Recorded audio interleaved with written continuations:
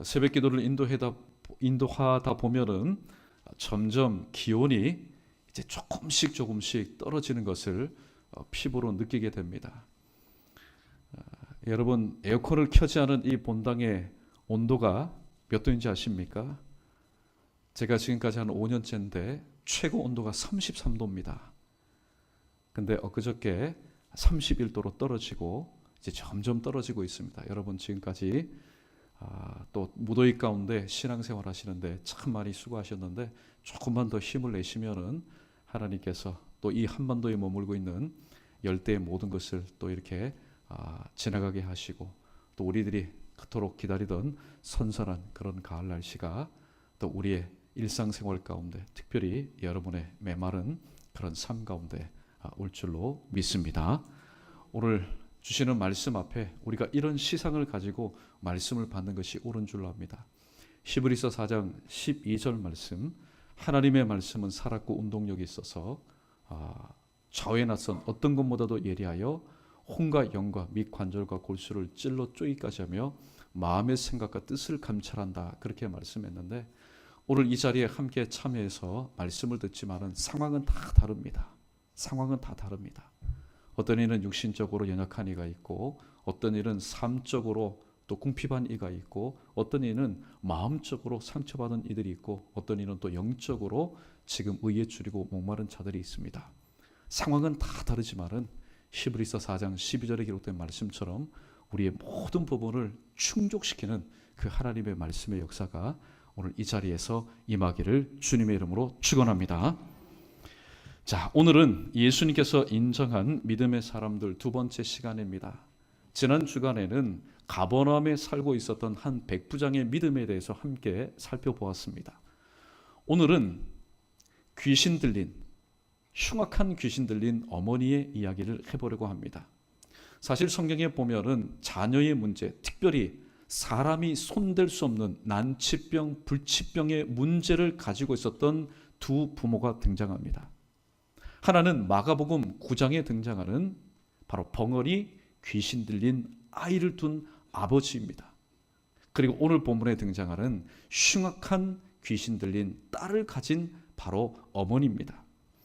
자, 오늘 본문 말씀을 통해서 예수님이 인정하는 믿음, 또 예수님께서 칭찬하시는 그 믿음의 사람이 등장하는데, 이 여인은 과연 어떠한 그런 삶을 살았는지 우리가 살펴보고, 또 우리 자녀 중에 이런 자녀는 없지만은 그래도 또 세상 가운데 여러 가지 어려운 일을 가지고 있는, 그래서 자녀의 문제로 인해서 짐을 지고 있는 우리의 삶 가운데 한번 말씀을 적용해 보도록 하겠습니다.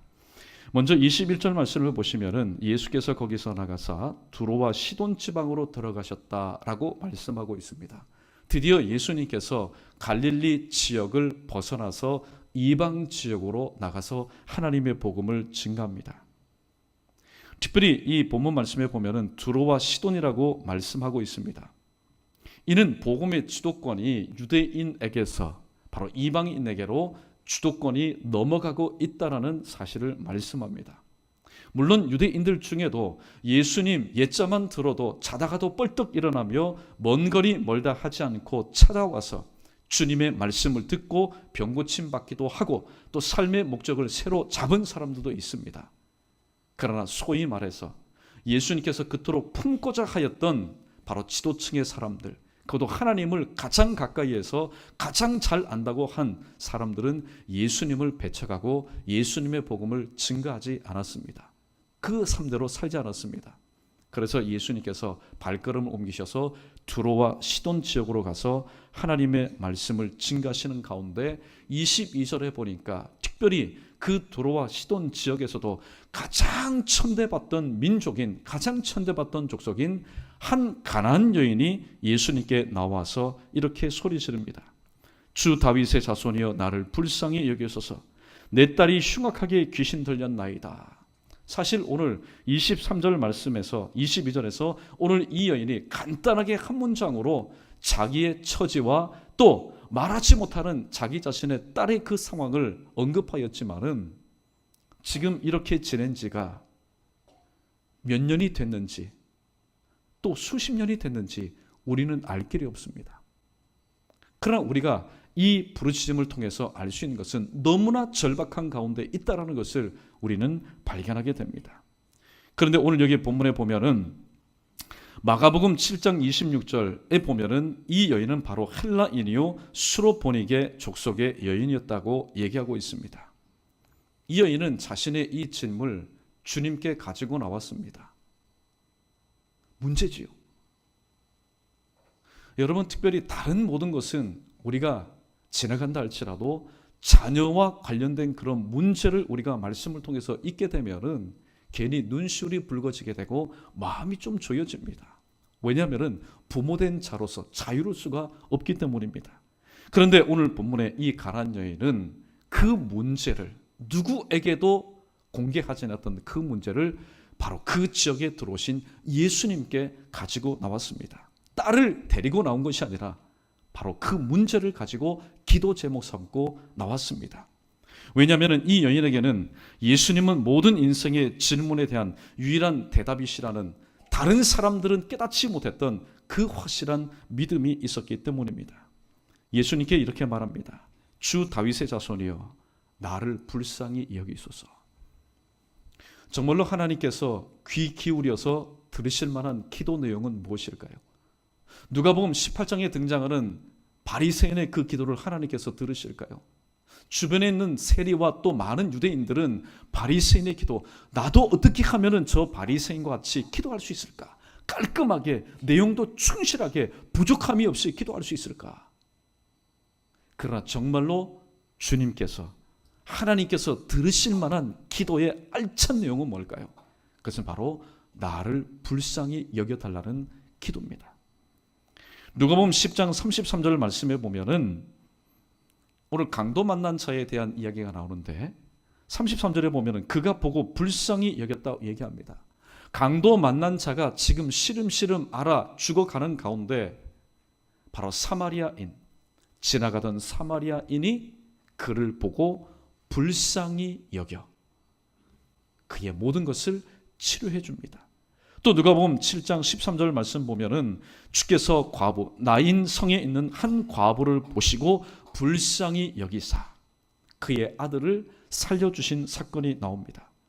또 마태복음 18장 27절 말씀을 보면은 1만 달란트 비유에서 그 종의 주인이 불쌍히 여겨 놓아주며 빛을 탕감하여 주었다. 그리고 마가복음 10장 47절 말씀 보면은 바디메오, 디메오의 아들 바디메오가, 눈먼 이 바디메오가 주님을 향해서 이렇게 기도합니다. 나를 불쌍히 여겨 주십시오. 저와 여러분도 마찬가지입니다. 서두에 말씀드린 것처럼 상황이 다 다릅니다. 이 시간 여러분이 똑같은 시간에 똑같은 공간 안에서 있지만은 말씀을 듣는 여러분의 상황이 다 다릅니다. 상황이 다 다르지만은 오늘 우리가 하나님 앞에 올려드려야 될 동일한 기도의 제목은 무엇일까요? 동일한 기도의 제목은 하나님, 제가 이런 상황 가운데 있습니다. 그러나 어떻게 저를 불쌍히 여겨달라는 겁니다. 불쌍히 여겨달라는 것. 왜냐하면 불쌍히 여김을 받는 것은 바로 문제 해결의 시작이기 때문입니다. 그래서 누가복음 18장 13절에서 세리는 하나님 앞에 6일 동안 세리 업무를 감당하면서 자기 직업이니까 어떻습니까? 욕을 먹든 어떻든 세리의 일을 감당하면서 안식일날 주님 앞에 나와서 성전에서 이렇게 기도합니다. 하나님이여 나를 불쌍히 여겨주십시오. 저는 죄인입니다.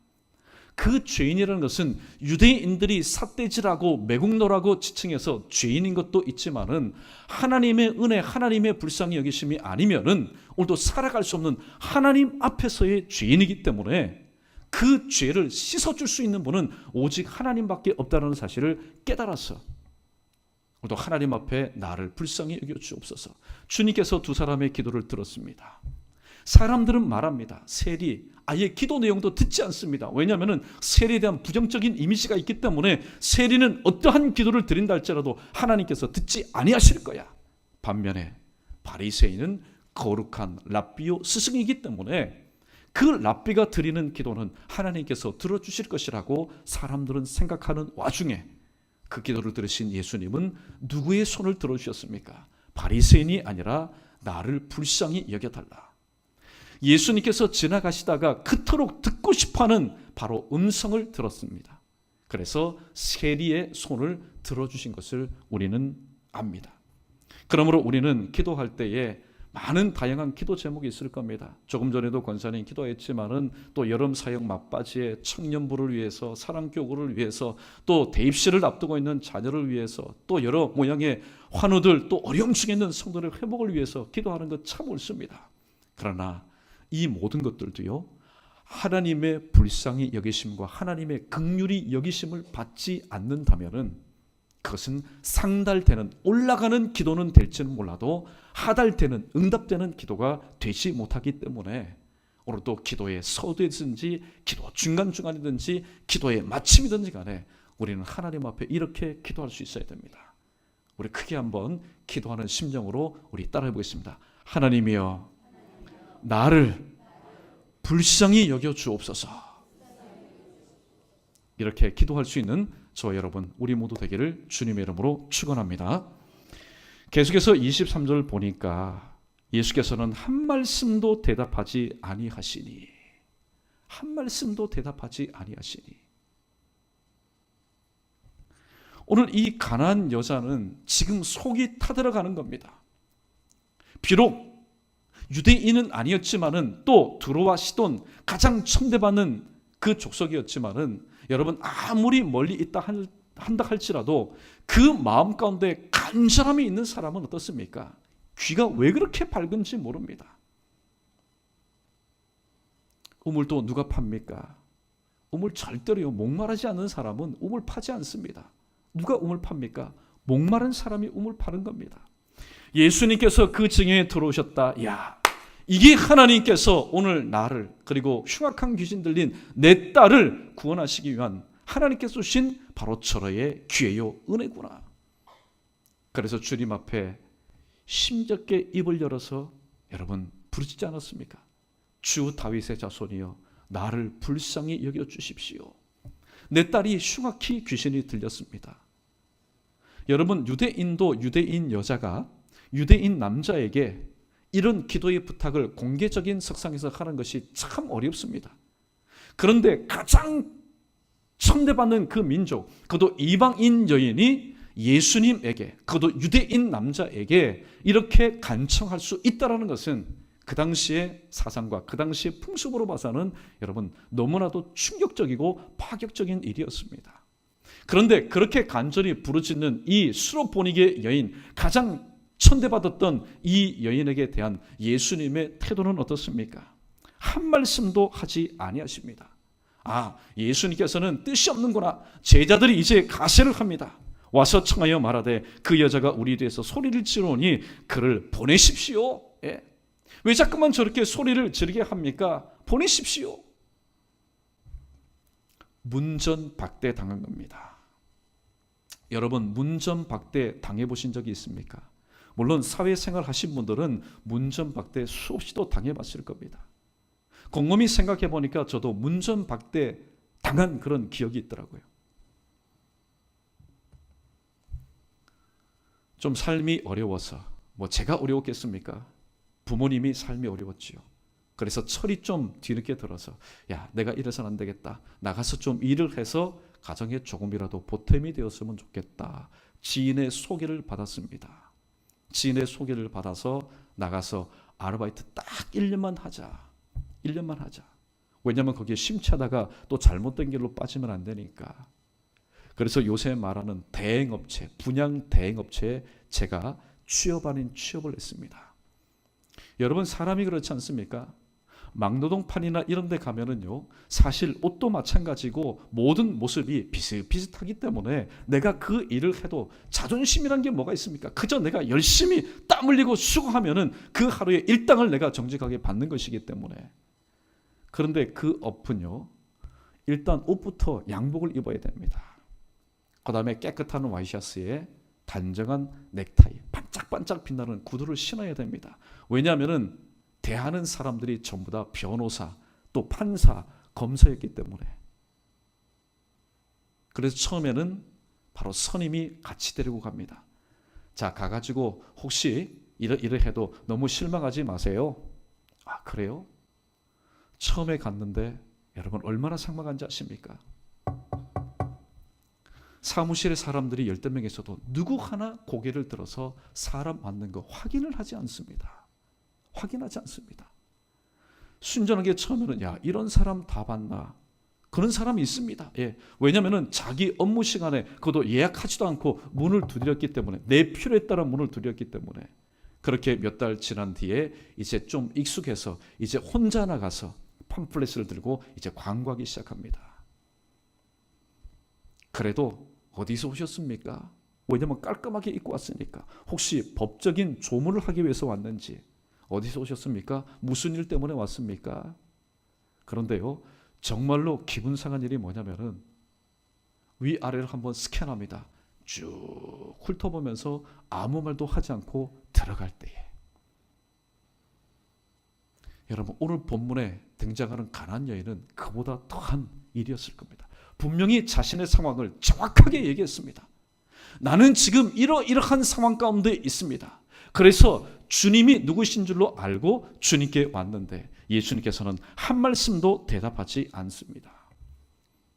어쩌면 예수님께서는 이 가나안 여인의 믿음의 진실성의 여부를 보시기 위해서 그렇게 한 말씀도 하지 않으신 것 같습니다.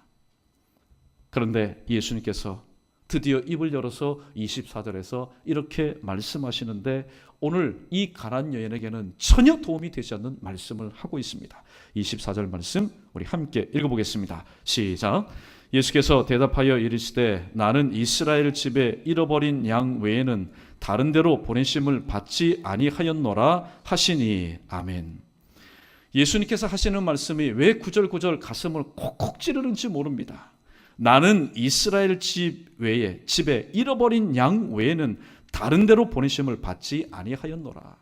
그 예수님의 관심은 온통 이스라엘 집에 잃어버린 양입니다. 근데 가만히 생각해 보니까 자기는 이스라엘과도 전혀 상관이 없습니다. 주님께서 표현한 그 양의 축에도 들어가지 못합니다. 그런데 예수님의 말씀 가운데는요, 끝까지 들어봐야 됩니다. 여러분 오늘 본문 말씀 24절 다시 한번 끝까지 한번 보십시오. 제가 다시 한번 읽어드립니다. 예수께서 대답하여 이르시되 나는 이스라엘 집에 잃어버린 양 외에는 다른 데로 보내심을 받지 아니하였노라. 아멘. 다른 데로 보내심을 받지 아니하였노라. 그런데 지금 예수님의 두 발이 어디 지금 있습니까? 다른 데 지금 와 있습니다. 두로와 시돈 가운데 있습니다. 오늘 주님께서는 이렇게 말씀합니다. 너 잘못 찾아왔다. 사람 잘못 찾아왔다. 오늘 이 가나안 여인을 향해서 아주 차별 대우를 하고 계십니다. 그런데 그렇게 말씀하시는 주님이 지금 어디에 계십니까? 다른 데로 보내심을 받지 않았다고 하는데 정작 주님은 지금 다른 곳, 바로 시돈과 두로에서 위치하고 있습니다. 이때 오늘 수로보니게 여인이 어떻게 말합니까? 25절에 보니까 여자가 와서 예수께 절하여 이르되 주여 저를 도와주십시오. 주여 저를 도와주십시오. 주님이 아니면은 저는 도움을 받을 길이 한 군데도 없습니다. 오직 주님만이 저를 도와주실 수 있는 분이십니다. 26절에 예수님께서 이제 아예 쐐기 박는 말씀을 합니다. 자녀의 떡을 취하여 개들에게 던짐이 마땅하지 아니하니라. 이제는 문전박대하시고 또 사람 취급도 아니하시는 그런 가운데 오늘 이 가나안 여인은 서 있습니다. 여기서 잠시 이런 질문을 해봅니다.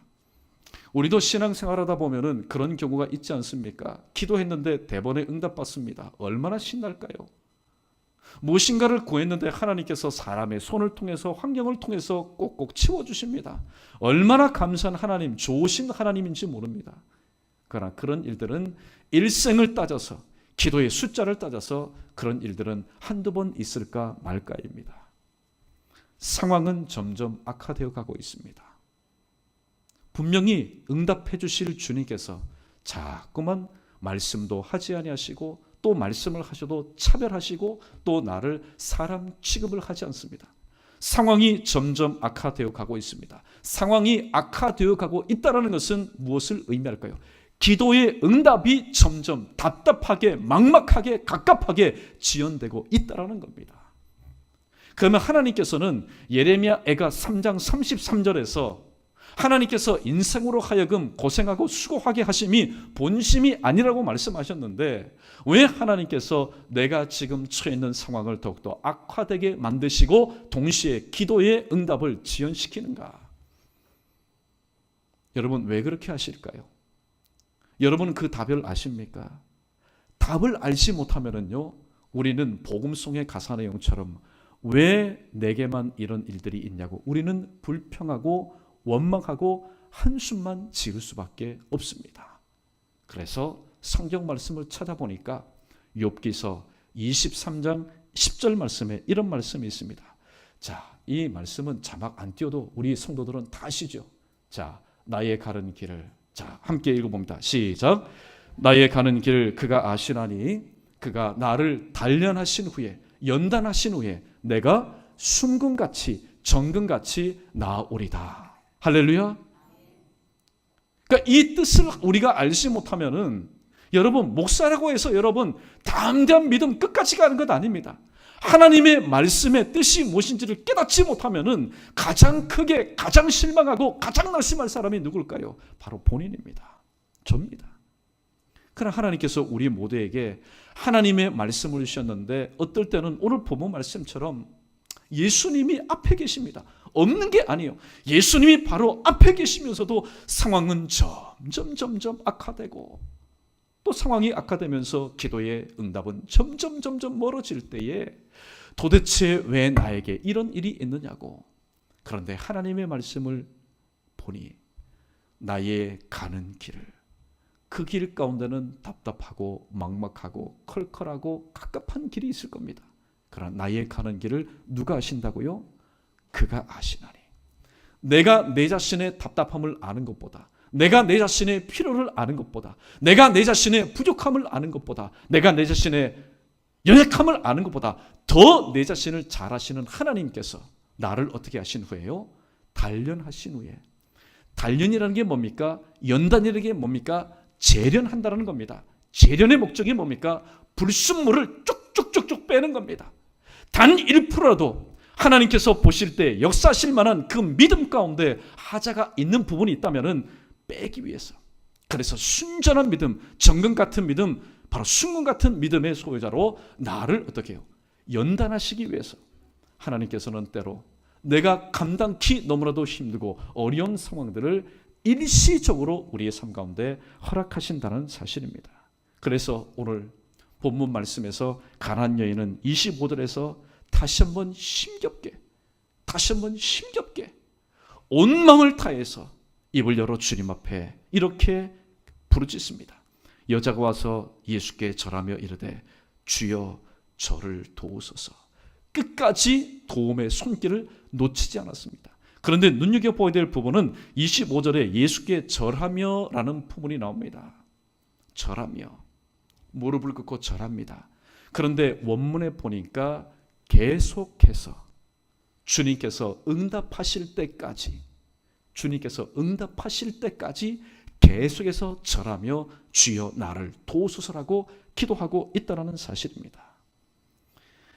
자, 이렇게 기도할 때에 예수님께서 오늘 말씀에 보니까 27절에, 자, 27절에 오늘 여자가 또 이렇게 말하죠. 여자가 이르되 주여 올소이다마는 개들도 제 주인의 상에서 떨어지는 부스러기를 먹나이다. 이게 예수님의 마음을 감동시킨 겁니다. 일반적으로 아무리 기도의 제목을 가지고 있다 한다 할지라도 이렇게 삼세판 문전박대를 당하고 또 무시를 당하고 인간 취급받지 못할 때에 주님 됐습니다. 예, 가시껏 이게 내 운명이니까 내가 그렇게 살겠습니다. 돌아가면 그만입니다. 그러나 끝까지 주님의 도심의 손길을 붙들고 또 마지막으로 정말로 주님의 마음을 감동시킬 마음. 주여 올소이다마는 개들도 제 주인의 상에서 떨어지는 부스러기를 먹나이다. 이것이 예수님의 마음을 감동시켜서 주님의 입에서 이런 말씀을 하게 합니다. 28절 말씀 우리 읽어보겠습니다. 시작. 이에 예수께서 대답하여 이르시되 여자여 내 믿음이 크도다. 내 소원대로 되리라 하시니 그때로부터 그의 딸이 나으니라. 아멘. 오늘 28절에 여자여라는 말씀 앞에 원문에 보니까 오 여자여, 예수님께서도 감탄하신 겁니다. 왜냐하면 유대인 지역을 여러 번 돌아다녔지만은 유대인들 중에서는 예수님께서 이렇게 감동하실 만한 그런 신앙의 고백을 들어본 적이 없기 때문입니다. 지난주에 함께 나눈 것처럼 가버나움의 그 백부장이 오늘도 그렇게 고백할 때, 야, 내가 이만한 믿음을 보지 못하였다. 그리고 오늘 수로보니게 여인의 입술의 고백을 통해서 오 여자여, 내 믿음이 크도다. 내 소원대로 되리라. 소원대로라는 얘기는 네가 원하는 만큼 될 것이라고 오늘 주님은 말씀하셨고, 그 말씀이 떨어지는 동시에 같은 시간 다른 장소에 있었던 이 수로보니게 여인, 흉악히 귀신 들린 딸이 나았다라고 오늘 성경은 정확하게 우리에게 말씀하고 있습니다. 자, 오늘 말씀을 통한 세 가지의 교훈을 함께 상고해 보도록 하겠습니다. 첫 번째, 성도는 굳센 믿음과 온전한 인내를 통해서 기도의 응답을 받는다는 사실을 우리는 발견하게 됩니다. 우리에게는 기도가 있습니다. 그 기도가 어떻게 응답받느냐? 먼저는 굳센 믿음이요. 문전박대 당하든지 차별 대우를 당하든지 아니면은 인간 취급을 못 받든지 간에 굳센 믿음, 어떠한 상황과 어떤 소리에도 흔들리지 않는 굳센 믿음과 그리고 온전한 인내, 끝까지 기도의 응답을 주시는 그 주님의 무릎, 그 앞을 떠나지 않는 오래 참음, 인내함을 통해서 기도의 응답을 받는다라고 말씀합니다.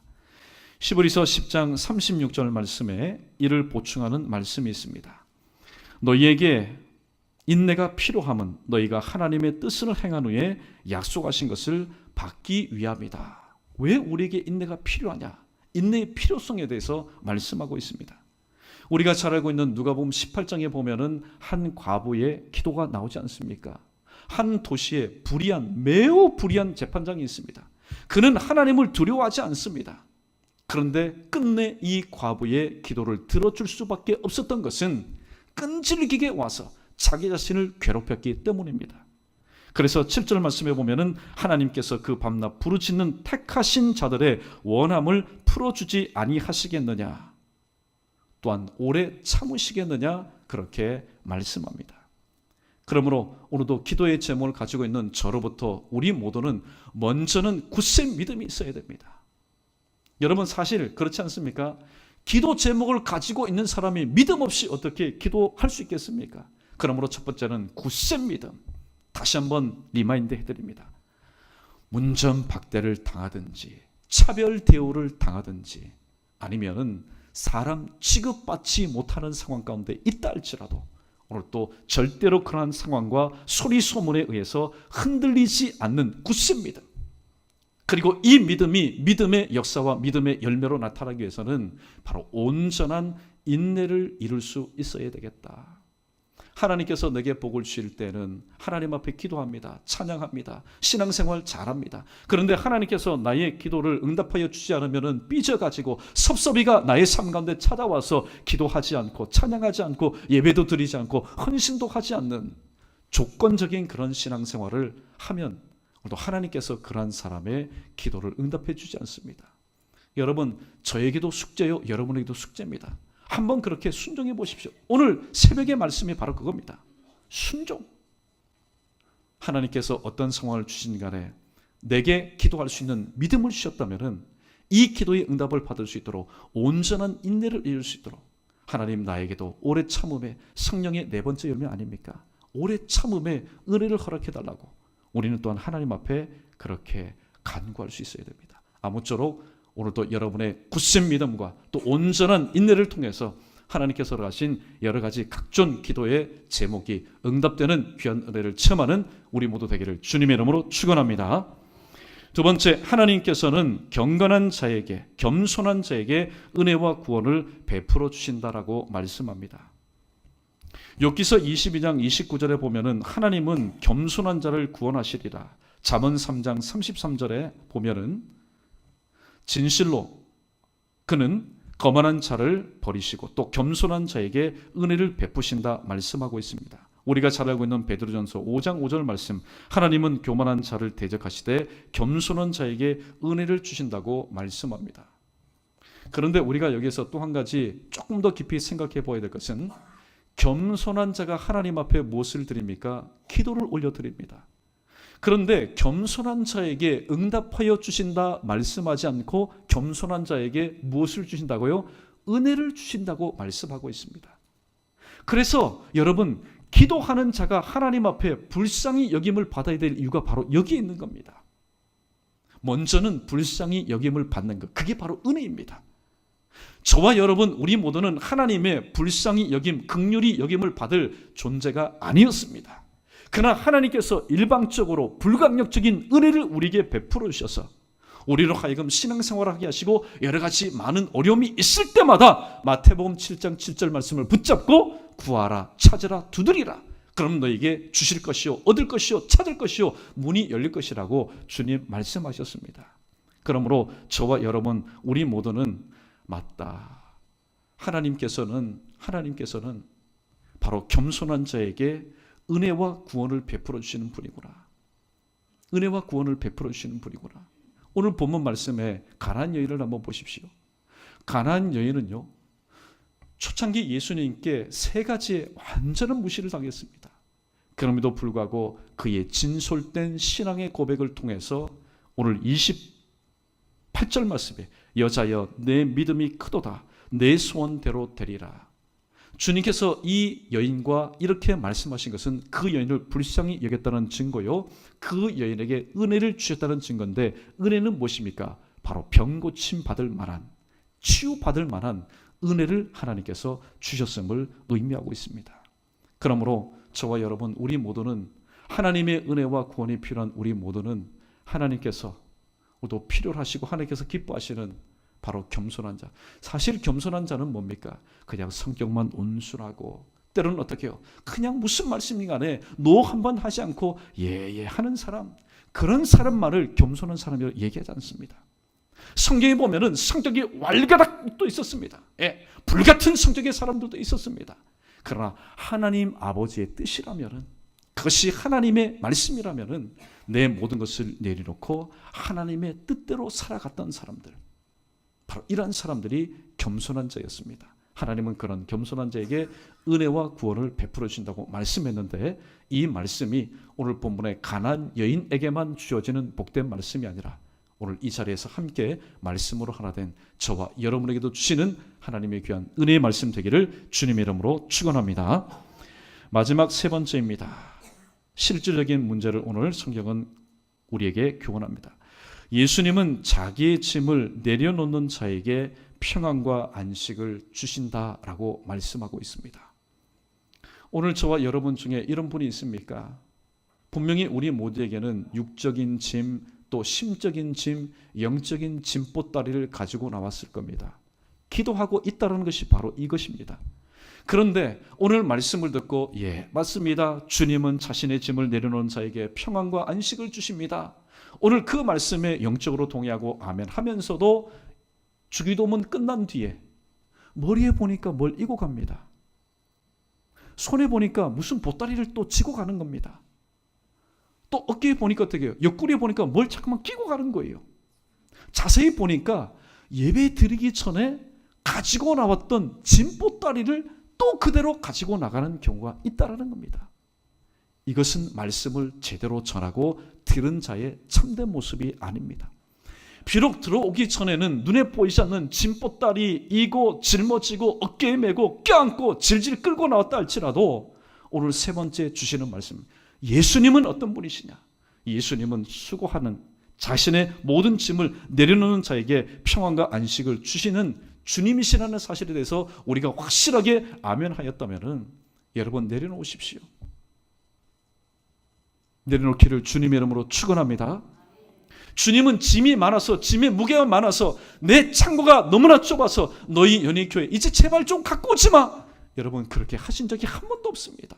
오히려 어떻게 해요?